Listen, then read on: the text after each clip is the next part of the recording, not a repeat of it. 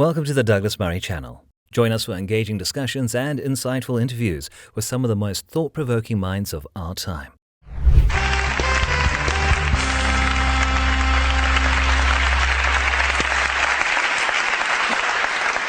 And that's not to mention a terrific audience here with us in York. Islamism has become a growing concern in Britain. We've all become more used to the sight of women veiled from head to foot, radicals holding placards saying things like, "Behead those who criticise Islam." Surveys suggest that 37% of young British Muslims want Sharia law in this country. Many people are now asking, is Islam just an intolerant religion? Anjam Chowdhury, you would be described by many as a radical Muslim, and you say that you adhere to your faith properly, and you believe, for example, in stoning to death for adultery, 100 lashes for fornication, and also death for those who abandon the faith, apostasy. You believe that? How can you say that this is a tolerant religion? Well, I think that one needs to appreciate that the word Islam is derived from the root word istislam, which means submission. Therefore, the Muslim is the one who submits entirely to the Sharia, the divine law of God. Hence, toleration is something which is, if you like, defined by Allah subhanahu wa ta'ala, God.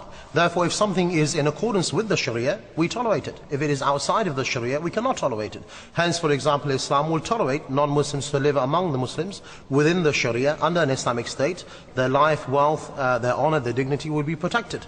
They will get the basic needs of food, clothing and shelter. But at the end of the day, we cannot tolerate adultery, fornication, we cannot tolerate apostasy, not because this is from our own whims and desires, but this is enshrined within the Quran and the Sunnah of the Messenger Muhammad. So what should happen to an adulterer? Well, the Messenger Muhammad sallallahu alaihi wasallam said that, as narrated in the Quran, that the one who commits adultery, he will be stoned to death, and the one who commits fornication, who is not married, they will get 100 lashes, and that will be done publicly. And for your information, if you look in the history of Islam, there were, for example, only about 60 reported rapes when the Sharia was implemented. There were only about 120 hands ever cut. So it is not only a harsh punishment which is fitting, but it is also a great deterrent within society, and it will rid society of many of the ills Britain would be a better that we place. have. I believe that Britain would never be better than when the Sharia has been implemented. Sorry, Anjam. First of all, your Arabic was wrong. The root for... Douglas opens the discussion on the rise of Islamism in Britain, questioning the tolerance within Islam.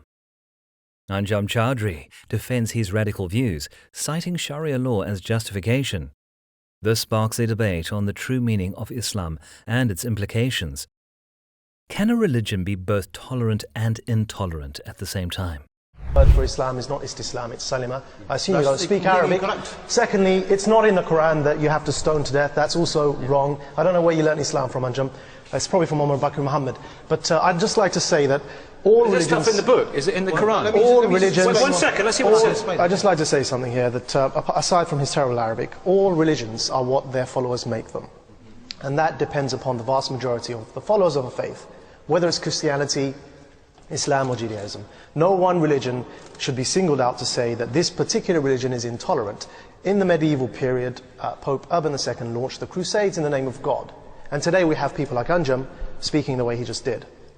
I think the difference is that the problem today happens to be that many Muslims have subscribed to something we call Islamism, whereby they believe Islam is a political ideology that must be forced upon people their preference is at the end of a sword. Is he a real Muslim? Well, can I just is he a real Muslim? Well, can I just say, Actually, yes, I'm am I deal with a that Muslim? first. Do you Can I consider just me a say Muslim, that in the Quran, Allah said, He said, whatever the Prophet brought, take it. Whatever he left, leave it. So everything is enshrined within the Quran, which is explained by the Sunnah of the Prophet's sayings, actions, consent. But can I just say that, the lady there is not the only one from the Council of Ex-Muslims. Majid Nawaz is a well-known sellout, and he's a non-Muslim, he's a Catholic. So I think that you need to have Muslims to talk about Islam. What's the punishment? What's the punishment in hell? What's the punishment in hell? You cannot ally with the American and the British What's establishment. the punishment waiting for him?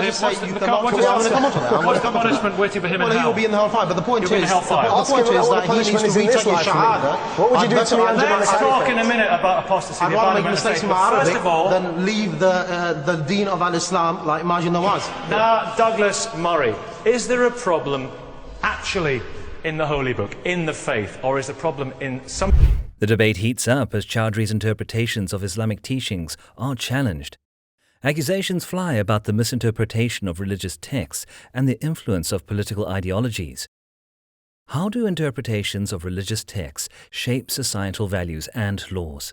Of those, like this gentleman and their interpretation of it. Well, we're very lucky that most Muslims don't think anything like Anjem Choudhury, or we'd really be in trouble.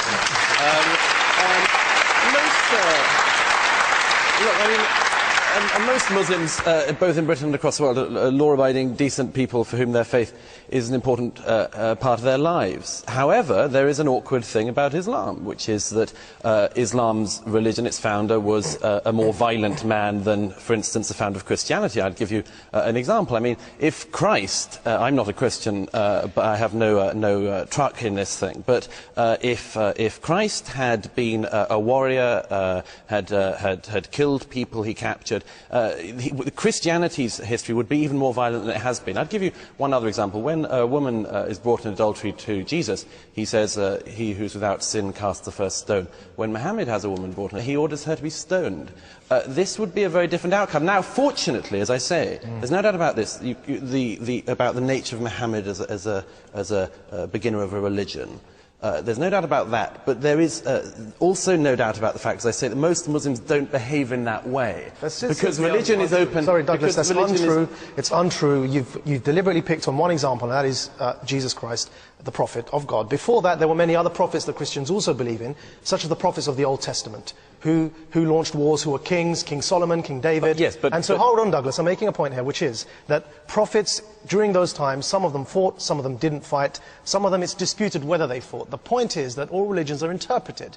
We can't say here that Islam is one thing or another. But Jesus' message was very clear. He never said to stone anyone to death, Jesus, did he? I think it's disputed, even the fact that the Prophet Muhammad stoned people to death. That's not a fact. That's not a fact. But yeah, you can admit it. Harris Rafiq. Yeah, just a couple of points. First of all... Did the Prophet order people to be stoned to death? Right, okay. That case itself was where the woman insisted that she had punishment. There was one case where the woman was stoned, and that was when she came to the Prophet Muhammad, peace upon him, and said, I have committed adultery.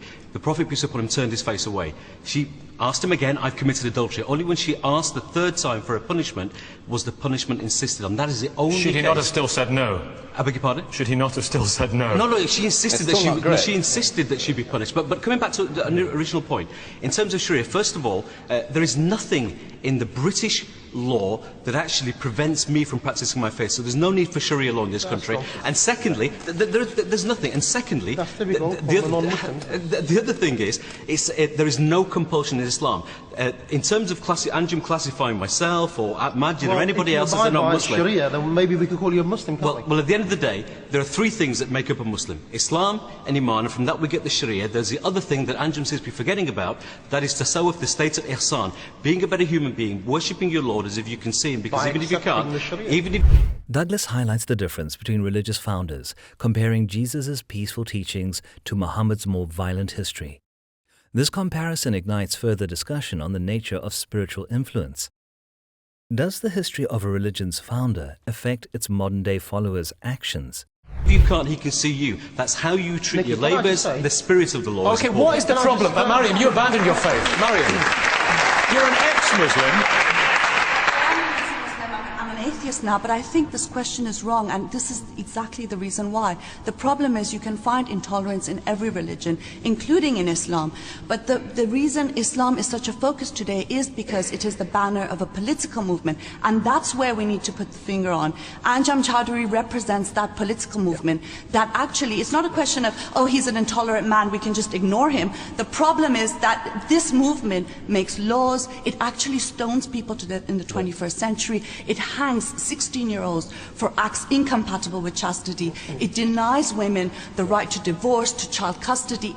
It imposes sexual apartheid on millions of people. We have to make a distinction between Muslims... So it's not to do with Islam, it's to do with people like him. It is, it's the political Islamic movement, and actually the first victims and the first front of resistance against this movement are people who are either Muslims or being labelled as such. So he's the problem. The political Islamic movement is the problem. I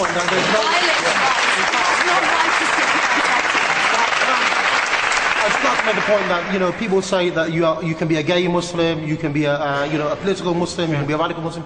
There's only something called a Muslim. The Muslim is the one who practices religion and he believes in Islam and he accepts all religion. The other thing I would say is it's very rich of Douglas Murray to talk about a religion being, the Islamic religion being violent when he believes in the occupation of Palestine. He's the one who supported the American government in their campaign in Iraq and Afghanistan. You are a very political animal, aren't you? The point is Islam has something to say about everything in our life, including what people like Douglas Murray and the Salah Majid have to say.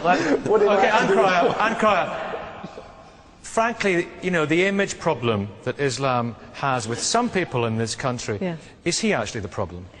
Yes, I'm afraid to say people like him. Mr. Chowdhury is the problem because I have 20% of my constituents are Muslims, and of those 20%, I would say the vast majority have very similar views to myself and other friends here today.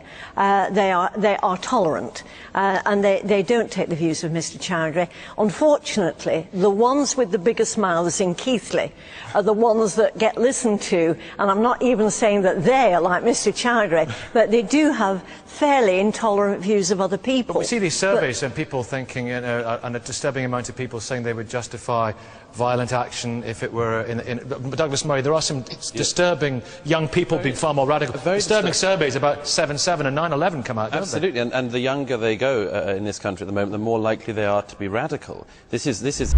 The focus shifts to political Islam and its impact on modern society. Panelists discuss the political movement behind radical interpretations and its consequences on global policies and human rights.